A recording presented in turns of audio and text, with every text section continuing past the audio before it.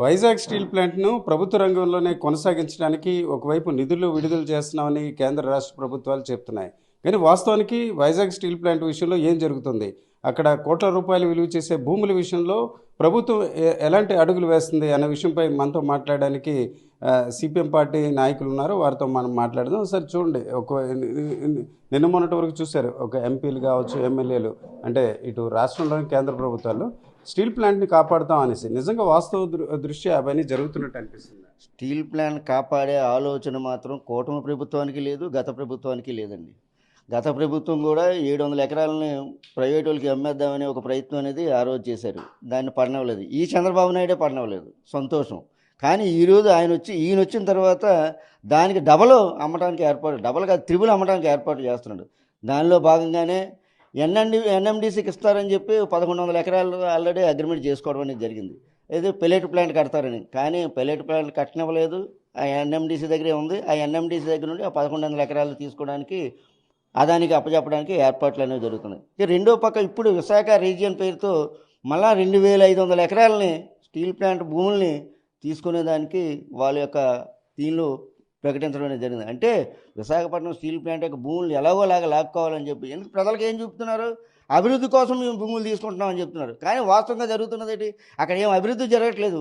ఉన్న అభివృద్ధి చెందిన ప్లాంట్ని నాశనం చేసి దాని భూములన్నీ కార్పొరేట్ సంస్థలకు అప్పచెప్పడానికి ఏర్పాట్లు జరుగుతున్నాయి తప్పిస్తే ఈరోజు ప్లాంట్ను బ్రతికించడానికి, ప్రాంతాన్ని కాపాడడానికి ఏమీ చేయట్లేదు. వాళ్ళు చెప్తూ ఉన్నారు, మేము 11,440 కోట్లు ప్యాకేజీ ఇప్పించాము. ఆ ప్యాకేజీ ఎవరికి ఇవ్వలేదు. ఎవరికి ఇచ్చారు?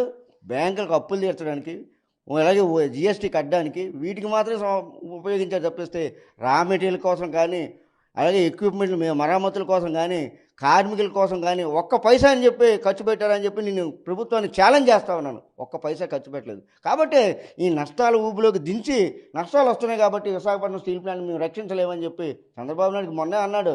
అస్తమానం మేము డబ్బులు తేగలమా, ఎక్కడి నుండి వస్తే ప్రజల యొక్క సొమ్ము కదా అని చెప్పి చాలాసార్లు మాట్లాడాడు. అంటే వీళ్ళంతా పెద్ద స్కెచ్తో ఉన్నారు. విశాఖపట్నం స్టీల్ ప్లాంట్ ఎలాగైనా సరే నిర్వీర్యం చేయాలి, నాశనం చేయాలి.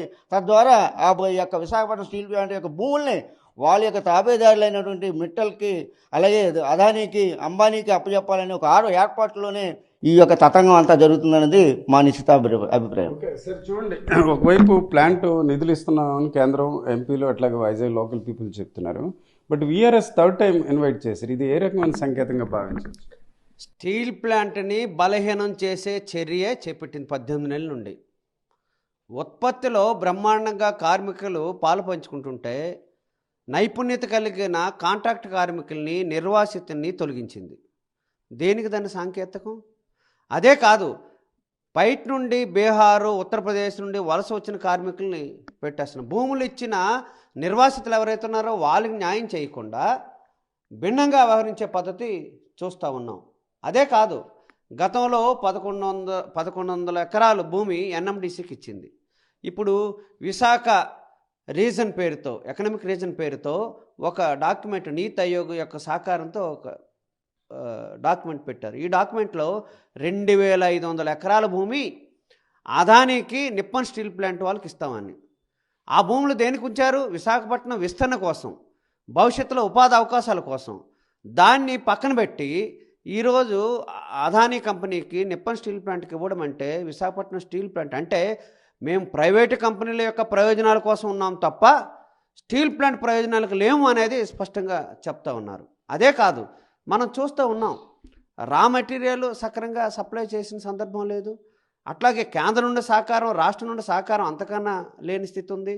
కార్మికులు తక్కువ జీతంతోనైనా వాళ్ళు పనిచేస్తూ ఉన్నారు, బ్రహ్మాండమైన ఉత్పత్తి తీసుకొస్తూ ఉన్నారు.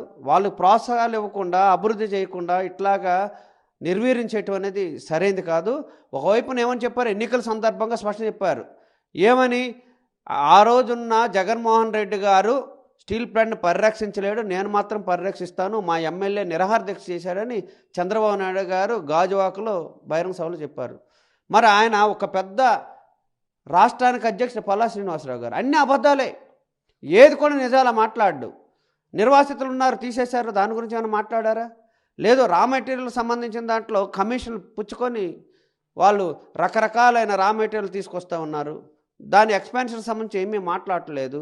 అట్లాగే ఈ భూములు అమ్మేస్తూ ఉంటే నోరు మూసుకుని ఉన్నారు. అంటే ఒక లోకల్ ఎమ్మెల్యే ఎవరైతే ఉన్నారో ఆ ఎమ్మెల్యే అక్కడున్న ప్రజల యొక్క ప్రయోజనాలకి ఉన్నారా, లేకపోతే అదాని నిప్పన్ స్టీల్ ప్లాంట్ యొక్క ప్రయోజనాలకు ఉన్నారనేది స్పష్టంగా చూడాలి. కాబట్టి ఈ భూములకు సంబంధించిన దానిలో స్పష్టంగా ఉంది, స్టీల్ ప్లాంట్ విస్తరణ కోసం మాత్రమే ఉపయోగించాలి, ప్రైవేటు వాళ్ళకి ఇచ్చేదానికి అవకాశం లేదని స్పష్టంగా పేర్కొన్నారు. కానీ ఈయనేం చెప్తున్నాడు, శ్రీకాకుళం దగ్గర నుండి తూర్పుగోదావరి జిల్లా వరకు ఏవైతే భూములు ఉన్నాయో ఆ భూములన్నీ ప్రైవేటులకు ఇస్తాం, రండి రండి రండి అని ఆహ్వానం పలుకుతూ ఉన్నారు.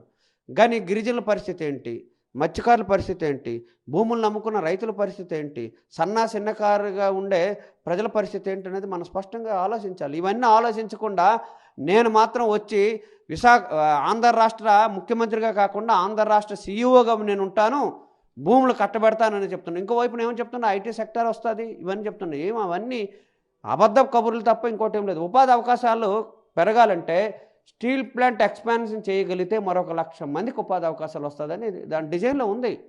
అందుకోసం ఈ భూములు తీసుకున్నారు. ఆ భూముల్ని పరిరక్షించాలి. ఆ భూములు పరిరక్షించకుండా ఇప్పుడు ప్రైవేట్ వాళ్ళకి ఇచ్చేస్తానని చెప్పి ఒక డాక్యుమెంట్ తీసుకొచ్చి ఇది నీతి ఆయోగ్ చెప్పింది, కేంద్ర ప్రభుత్వం చెప్పింది అంటే కేంద్ర ప్రభుత్వమే చెప్తున్నట్టే నువ్వు చేస్తే అదాని అంబానీ చేతుల్లోకి మన భూములను వెళ్ళిపోతున్నట్టే. ఎందుకంటే ఈరోజు మొత్తం సర్వేలన్నీ చూస్తే కేంద్ర ప్రభుత్వం ఇద్దరు ప్రయోజనాల కోసం చేస్తుందనేది అనేక నివేదికలు చెప్తున్నాయి. అదాని అంబానీ యొక్క ఆస్తులు పెరుగుతున్నాయి, ప్రజల యొక్క ఆస్తులు తగ్గిపోతూ ఉన్నాయి, ధరలు విపరీతంగా పెరుగుతున్నాయి, ఉపాధి అవకాశాలు లేని స్థితి వచ్చేస్తుంది, దరిద్రం నిరుద్యోగం పెరుగుతూ ఉందని నివేదికలు చెప్తున్నాయి. మరి దీనికి ఎవరు జవాబు? ఆంధ్ర రాష్ట్రం కూడా అట్లాగా మార్చేస్తుందా చంద్రబాబు నాయుడు గారు? ఆంధ్ర రాష్ట్రం మారకుండా ఉండాలంటే వీళ్ళు యొక్క సహకారంతోనే కేంద్ర ప్రభుత్వం నడుస్తూ ఉంది. కళ్ళెర్ర చేస్తే ఖచ్చితంగా సొంత గనులు ఇస్తారు. విశాఖపట్నం సొంత గనుల గురించి మాట్లాడరు, నిప్పన్ స్టీల్ ప్లాంట్ మాత్రం సొంత గనులు ఇస్తారు. అంటే ఎవరి ప్రయోజనాల కోసం? అంటే ఓట్లు వేసేది ప్రజలు, సేవ చేసేది కార్పొరేట్లకు అనే పద్ధతిలో వ్యవహరిస్తున్నారు. ఇది సరైనది కాదు. ఏదైతే స్టీల్ ప్లాంట్ భూములు ఉన్నాయో దాన్ని పరిరక్షించాలి, విస్తరణకు ఉపయోగించాలి తప్ప ప్రజా ప్రయోజనాలకు తప్ప ఇంకోటి ఉపయోగిస్తే మాత్రం సిపిఎం పార్టీ చూస్తూ ఊరుకోతే ప్రజలందరినీ చైతన్యతలు చేసి పెద్ద ఎత్తున ఉద్యమాలు నిర్వహిస్తామని సందర్భం తెలియజేస్తా ఉన్నాం. ఈరోజు చూసుకుంటే రాష్ట్ర ప్రభుత్వం ప్రస్తుతం కూటమి ప్రభుత్వం అధికారంలో లేనప్పుడు వైజాగ్ స్టీల్ ప్లాంట్ ఆస్తులను ప్రధానంగా భూములను కాపాడుతామని అధికారంలోకి వచ్చారు. కానీ ఈరోజు చూసుకుంటే విశాఖపట్నం ఎకనామిక్ రీజియన్ పేరిట దాదాపు 2,500 ఎకరాలను ఒక ప్రైవేట్ కంపెనీకి కట్టబెట్టే ప్రయత్నం చేస్తున్నారని సిపిఎం పార్టీ నాయకులు ఆరోపించడమే కాకుండా నిజంగా కొత్త పరిశ్రమల పేరిట ప్రైవేటు వ్యక్తులకు కోట్ల రూపాయలు విలువ చేసే భూములకు ఇచ్చే ప్రక్రియకు బదులుగా స్టీల్ ప్లాంట్ను విస్తరించినట్లయితే వేలాది మందికి ఉపాధి అవకాశాలు లభిస్తాయి. కానీ ఈ దశలో కూటమి ప్రభుత్వం కానీ సిపిఎం నాయకులు విమర్శిస్తున్నారు. కెమెరా పర్సన్ తిరుపతితో Ramachandra, RTV, Visakhapatnam. Local to global news at your finger tips. మీ చేతిలో ఒక ఆయుధం. Download R TV app. Media legend Ravi Prakash is back.